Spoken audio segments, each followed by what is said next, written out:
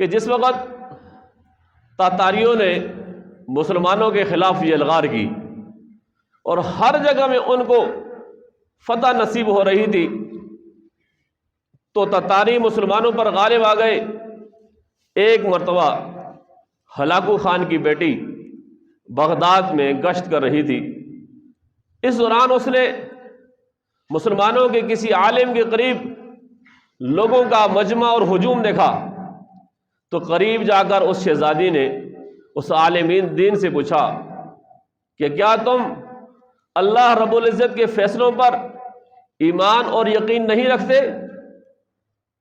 تو مولانا صاحب نے فرمایا کہ کیوں نہیں، اللہ کے فیصلوں پر ہمارا ایمان یقین ہے۔ پھر وہ شہزادی کہنے لگی کیا اس بات پر تمہارا ایمان یقین ہے کہ اللہ جسے چاہتا ہے غالب کرتا ہے؟ تو ان عالم نے فرمایا کہ بالکل ایسا ہی ہے۔ پھر وہ کہنے لگی کیا یہ سچ نہیں ہے کہ اللہ نے ہمیں تمہارے اوپر، مسلمانوں کے اوپر، تاتاریوں کو غلبہ عطا فرما دیا ہے اور تم اس وقت مغلوب ہو؟ تو فرمایا کہ ایسا ہی ہے۔ تو پھر وہ کہنے لگی کیا یہ اس بات کی علامت نہیں ہے کہ اللہ ہمیں چاہتا ہے، کہ اللہ کو ہم پسند ہیں، ہم تاتاری ظالم ہونے کے باوجود ہم ان کو پسند ہیں، تم پسند نہیں ہو، اگر تم پسند ہوتے تو تم غالب ہوتے۔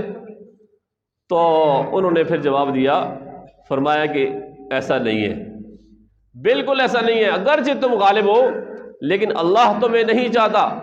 تمہارا یہ جو غلبہ ہے، یہ غلبہ اس بات کی نشانی نہیں ہے کہ تم بہت اچھے لوگ ہو اللہ کی نظر میں۔ اس نے کہا کیسے؟ تو انہوں نے اس کی وضاحت فرمایا کہ کیا تم نے کسی چرواہے کو نہیں دیکھا کہ وہ اپنے ریوڑ کے پیچھے ایک کتا چھوڑتا ہے؟ یہ جو بکروال لوگ ہوتے ہیں تو انہوں نے ساتھ ساتھ ایک دو چند کتے بھی رکھے ہوتے ہیں، تو وہ جو چرواہا ہے وہ ریوڑ کے پیچھے پیچھے ایک کتا لگاتا ہے تاکہ اگر بکریاں چرواہے اور اپنے ریوڑ سے دور نکل جائیں اور چرواہے کے بلانے سے بھی نہ آئیں تو ان کتوں کے ذریعے انہیں دوبارہ ریوڑ میں لایا جائے۔ تو اس شہزادی نے کہا ہاں بالکل ایسا ہی ہے۔ تو پھر مولانا صاحب نے فرمایا کہ اللہ تعالیٰ کی زمین پر ظالم حکمران ان مسلمانوں کے حق میں یہ ان کتوں کی طرح ہیں۔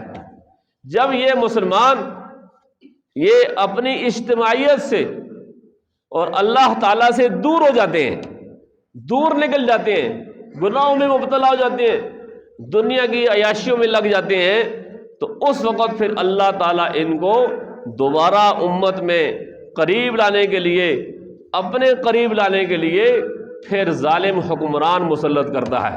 جس طرح وہ کتا وہ بکریوں کو واپس لا کر ریوڑ میں جمع کرتا ہے، تو اسی طرح یہ ظالم حکمران بھی دوبارہ جب ان پہ ظلم ڈھاتے ہیں تو پھر ان کو دوبارہ اللہ یاد آتا ہے۔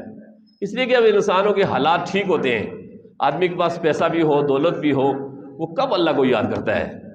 وہ تو پھر نیکی کی طرف نہیں آتا، پھر وہ عیاشی میں پڑ جاتا ہے، پھر وہ اللہ سے دور ہو جاتا ہے۔ تو انہوں نے اس شہزادی کو اس طرح جواب دیا۔ تو آج اگر ہم دیکھیں تو ہمارا معاملہ بھی یہی ہے۔ اس لیے کہ دنیا میں جو مسلمانوں پر یہ ظالم حکمران، خود ہمارا حال بھی یہی ہے کہ مسلط ہوتے ہیں، وہ اس لیے ہوتے ہیں تاکہ ہم لوگ اللہ کی طرف واپس آ جائیں، اللہ کے قریب ہو جائیں، کیونکہ ہم اللہ سے دور نکل جاتے ہیں۔